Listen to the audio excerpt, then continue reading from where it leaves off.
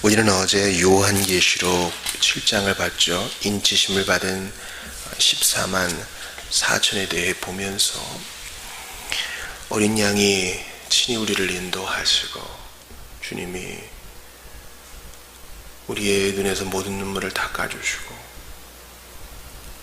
주께서 우리의 목자가 되사 생명수로 인도해 주신다는, 모든 해로부터 지키는 장막이 되어 주신다는 복된 말씀을 받았습니다. 또한 이 말씀은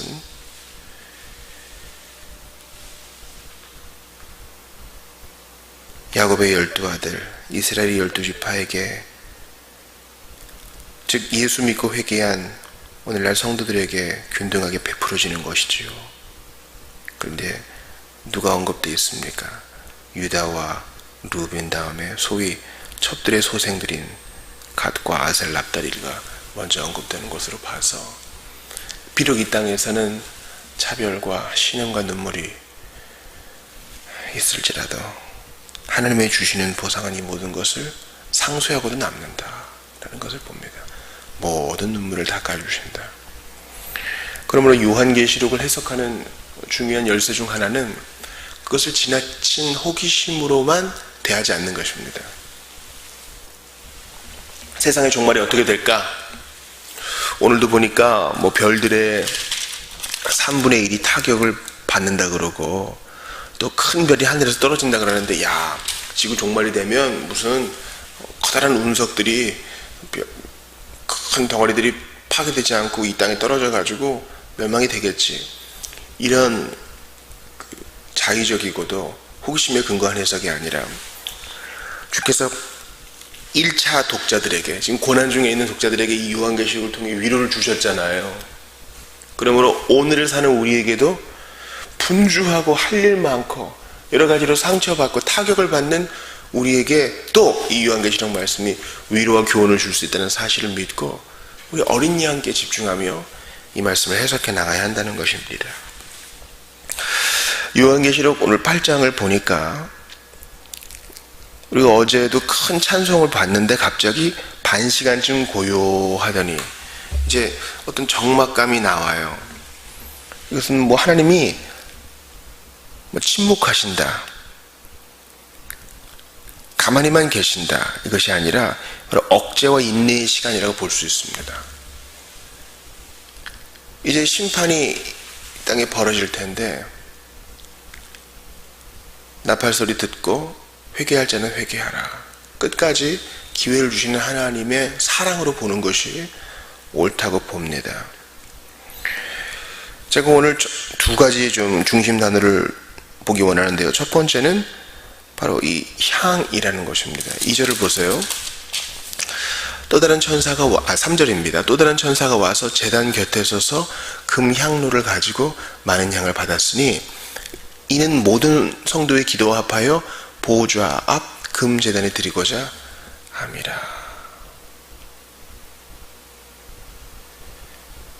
여기서 향은 성도들의 기도라고 했는데 또 다른 많은 향이 있다 그래요.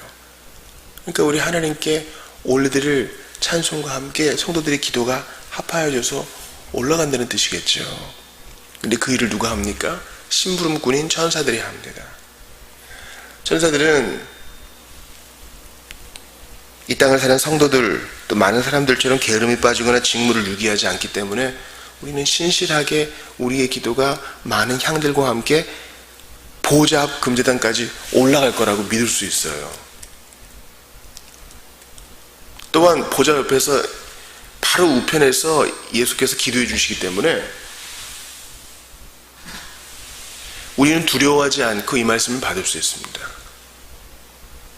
안전하게 예수님 안에서 필터링이 돼가지고 잘못된 것 아뢰어도 긍휼히 여기사 그리스도의 뜻에 합한 기도로 올려진다는 것, 금제단에 올려진다는 거니까요.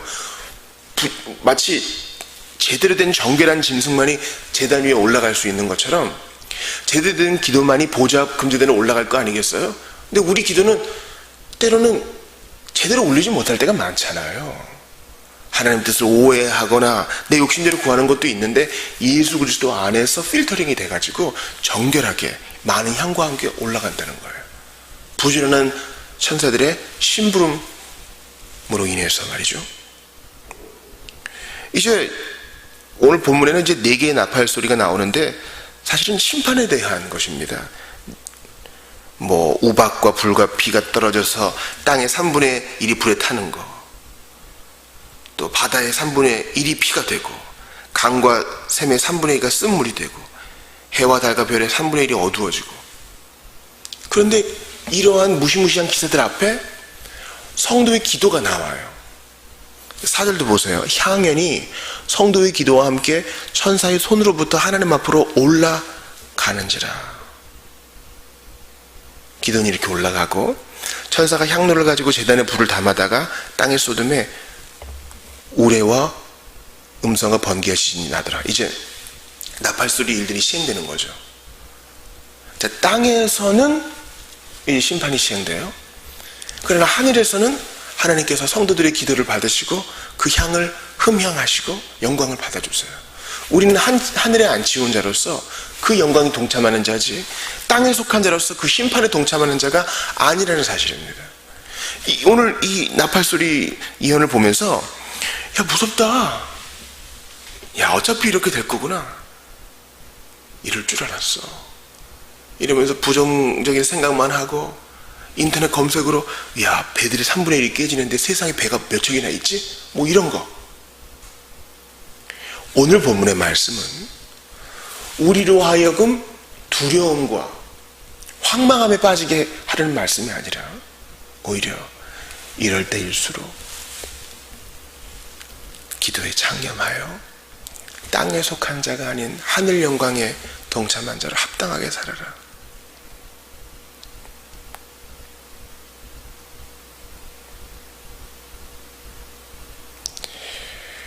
주 예수님 세상을 심판해도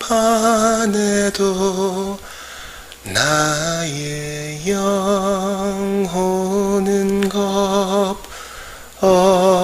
없겠네. 그렇습니다. 제 아무리 큰 심판과 난리 소문과 전쟁의 이야기들이 오간 달지라도 우리는 우리 기도 받으시는 주님 까닭에 안전할 줄 믿습니다. 하늘에 앉히운 자로서, 우리 주님이 이미 영화롭게 된 자로서 우리를 대우하시니 우리는 두려워하지 말고 오늘의 삶에 충실하며 기도로 깨어 있어야 하겠습니다. 두 번째 제가 보고 싶은 중심 단어는 바로 3분의 1이라는 단어입니다. 첫째 천사, 둘째, 셋째, 넷째 천사가 나팔을 붑니다. 그러자 첫 번째 천사의 나팔에는 땅의 3분의 1이 불에 탑니다. 생각해 보세요. 지구의 3분의 1이 불에 탄다? 둘째 천사가 나팔을 부니까 무슨 일이 일어납니까? 불타는 산이 바다에 던져져서 바다의 3분의 1이 피가 됩니다. 그러니까 그 바다에 사는 피조물들도 3분의 1이 죽죠. 세 번째 나팔을 부니까 불타는 별들이 강과 샘에 떨어져 강과 샘의 3분의 1이 쓴물이 돼서 아마 식수에 큰 피해를 입는 것 같아요. 또 그 오염된 물 때문에 3분의 1의 사람이 죽습니다. 많은 사람이 죽습니다. 넷째 천사가 나팔을 부니까 해, 달, 별, 이른바 이 빛과 관련된 것들이 그들의 3분의 1이 어두워져서 낮 3분의 1이 비춤이 없다. 낮에도 어두운 거. 여러분 상상이 되세요? 사람이 8시간 일을 하고 요즘같이 또 해가 일찍 뜨고 늦게 지는 이때 3분의 1이 잘려나간다면 상당한 타격을 보겠죠. 또 밤도 그러하대요. 밤에 달도 별도 없는 그런 어두움. 그런데 이런 끔찍한 일들이 바로 3분의 1로 제한되는 것에 우리가 좀 신경을 써야 합니다. 나팔을 부는 건요, 경고를 하는 거죠. 이제 곧 여호와의 날, 여호와의 전투, 여호와의 심판이 시작된다. 듣는 자는 회개하라. 이제라도 늦지 않았어. 3분의 1이 심판을 받았지만 3분의 2가 남지 않았느냐? 남아있는 3분의 2, 그 큰 날이 오기 전에 빨리 회개하라 하는 것입니다. 우리 주님도 큰 일을 당한 사람들에게 이 일이 그들의 죄 때문인가 아닌가, 이런 풀지 못할 난제를로 고민하고 있을 때 예수님께서 뭐라 그러셨습니까? 각자 회개하라고 하셨습니다. 그게 누구 때문에 된 것인지 그것 따지지 말고 너희도 회개하지 않으면 그와 같이 망할 것이다, 이 말입니다. 그러면 우리는 이러한 3분의 1의 재앙이 된 소문을 들을 때 우리 자신을 돌아봐야 돼요. 그렇지, 오늘도 수많은 사람이 교통사고로 죽고, 오늘도 수많은 사람이 병에 걸려 죽고, 오늘도 수많은 사람이 이유를 알지 못하는 질병으로 죽어나가는데 왜 나는 보존돼 있지?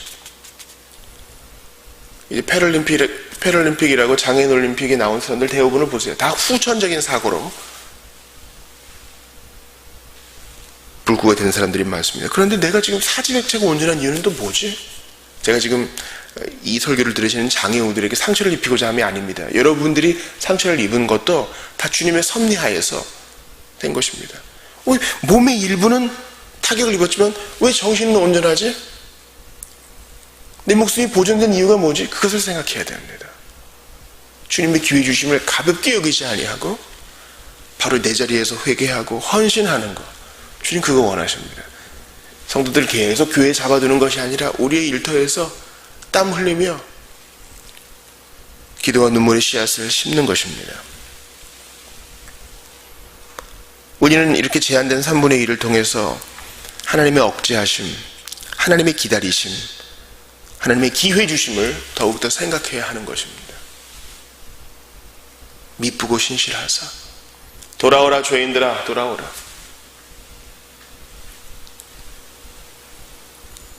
노아의 가족들만 구원을 받았지만 방주를 짓는 동안 노아는 의를 전파하여 돌아오라 돌아오라 권면했던 것입니다.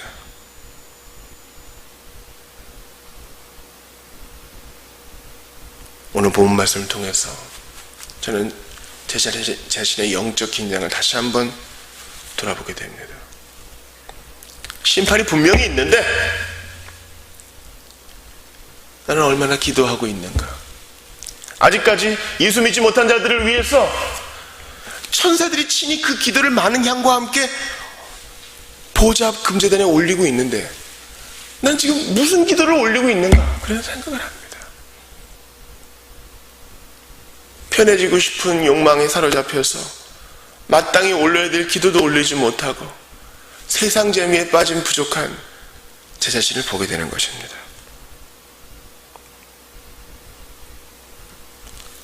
땅의 일들 속에서는 여러 가지 심판과 여러 가지 난리와 여러 가지 전쟁이 있다 해도 우리는 땅에 속한 사람이 아니고 하늘에 속한 사람이므로 우리의 기도는 예수 안에서 하나도 땅에 떨어지지 아니하고 모두 다 올라갑니다. 주님이 다 받으세요. 그러므로 부지런히 기도하며 주여 아직 기회 있을 때 저 영혼 돌아오게 해달라고 간구해야 할 것입니다. 사람 변화시키는 재주가 우리에게 없어요. 하나님은 하신다고. 그 힘이 하나님께만 있다고. 그러니 기도해야지. 몸은 불편하고 힘이 빠져 움직이지 못한다 해도 기도는 날아 올라가잖아요. 예수님이 이 땅에 계실 때 그렇게 기도하셨는데 우리도 그 뒤를 조금이라도 따라야 되지 않겠습니까? 자녀를 위해 기도하고 교회를 위해 기도하고 나를 위해 기도하는 지경을 넘어 지금도 고집 부리는 죄인들을 향하여 안타까운 마음으로 기도하고 지금도 회개할 줄 모르고 고집 부리는 영혼들 위해서 기도하고 소위 믿는다 하지만 믿음의 향을 내지 못하는 자들을 위해 기도하고 하나님이 보좌 앞에서 그거 받으십니까? 금제단에 그거 받으십니까? 땅의 일들에 장념치 말고 기도에 힘쓰는 우리 모두가 될 수 있기 바랍니다. 기도합시다. 하나님 아버지, 우리 예수님 이 땅에 계실 때 홀로 몸부림치며 그렇게 기도하셨는지 세상 돌아보게 됩니다. 땅들은 3분의 1이, 바다가 3분의 1이, 물의 3분의 1이 타격을 입는다 해도 주님은 여전히 기회를 주시니 이럴 때 저희는 정신을 바싹 차려 시대를 분별하고 기도에 힘쓰게 하옵소서.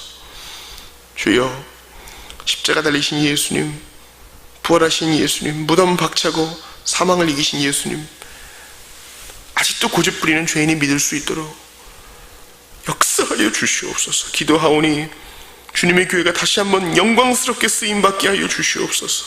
기도하오니 그리스도인이라 하는 이들이 다시 한번 주님 앞에 마음을 찢고 남은 여생 주께 헌신하여 올려드리는 정말 급진적으로 주님을 섬기고 틀에 박힌 신앙생활, 감동 없는 신앙생활이 아니라 한 번밖에 없는 인생 멋지게 주님 위에 드려지는 인생 되게 하옵소서. 기도에 힘쓰기 원합니다. 범사에 기도하며 매어달립니다. 저희를 살려 주시옵소서. 주 예수님 이름으로 기도하옵나이다. 아멘.